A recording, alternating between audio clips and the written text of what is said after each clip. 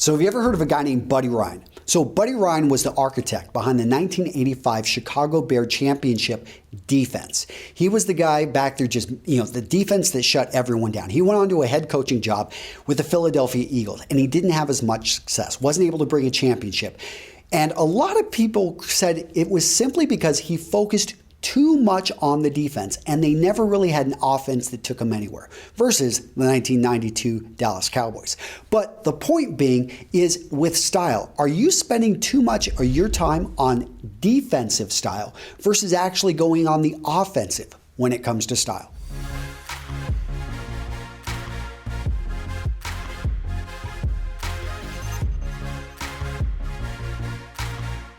So this video is going to be about offensive versus defensive style philosophies. Most people, when you ask them, hey, what's your style philosophy? They'll be, I don't have one. Well, that's not true. They do have a style philosophy, and the vast majority of people have a defensive style philosophy. And let me explain what do I mean. I'm going to start off with point number one when it comes to smell. So if you ask somebody, how do you want to smell? And many people are simply going to say, oh, I just don't want to smell bad.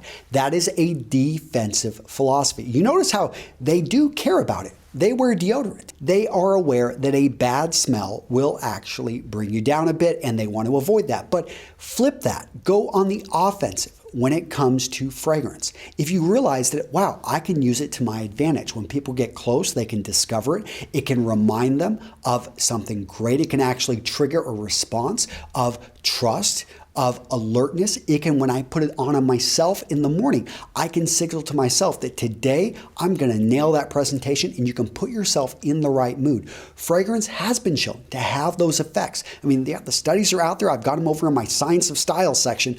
But the point being is most people just think about not offending, not actually going out there and scoring points with it. Point number two in defensive versus offensive style. Most guys, when it comes to dressing, they simply want to dress to fit in. If you ask them, okay, well, what are you wearing? Oh, what's everyone else wearing? And think about that. You simply want to blend into the herd like sheep. I know it sounds bad, but most people, they just don't want to ruffle feathers. They don't want to go in there and if someone were to look around, for them to be able to point them out. But if you understand that you are a future leader in this company, that you are a sales representative, that you want to be at the top of your game, that you are an up-and-coming consultant, maybe you do want to dress to stand out, to show whenever the current leadership looks around that they zero in on you, that you use the color of your tie to draw attention to your face. You use maybe the pocket square to stand out just a bit. You have that bow tie to put a smile on people's faces,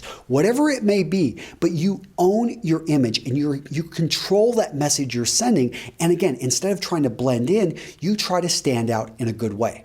Offensive versus defensive style example number three, let's talk about accessories. So a lot of men simply go with simple functional accessories. If they're going to wear glasses, they want to go for something that just looks decent on them, doesn't draw any attention. When it comes to jewelry, they're going to wear a wedding ring and nothing else. Maybe if they've got a class ring or a fraternal ring, they may pull it off, but even that's pushing it.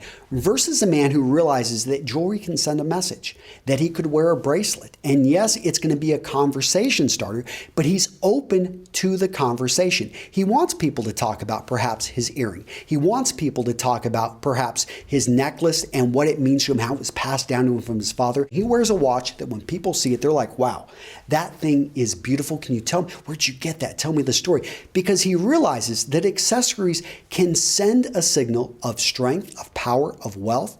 Think about creativity. If you're going to wear glasses, well, what about wearing frames that really send the tone that you're not afraid that, you're wearing glasses. You've got a red pair, you've got a yellow pair, you've got a blue pair. You have all types of sunglasses, definitely ones you wear Wayfarers. Think about Wayfarers. They're a classic sunglass, but that particular style right there is something that definitely stands out. All right, guys, that's it. Hopefully you enjoyed the video. Try to have a little bit of fun with this one.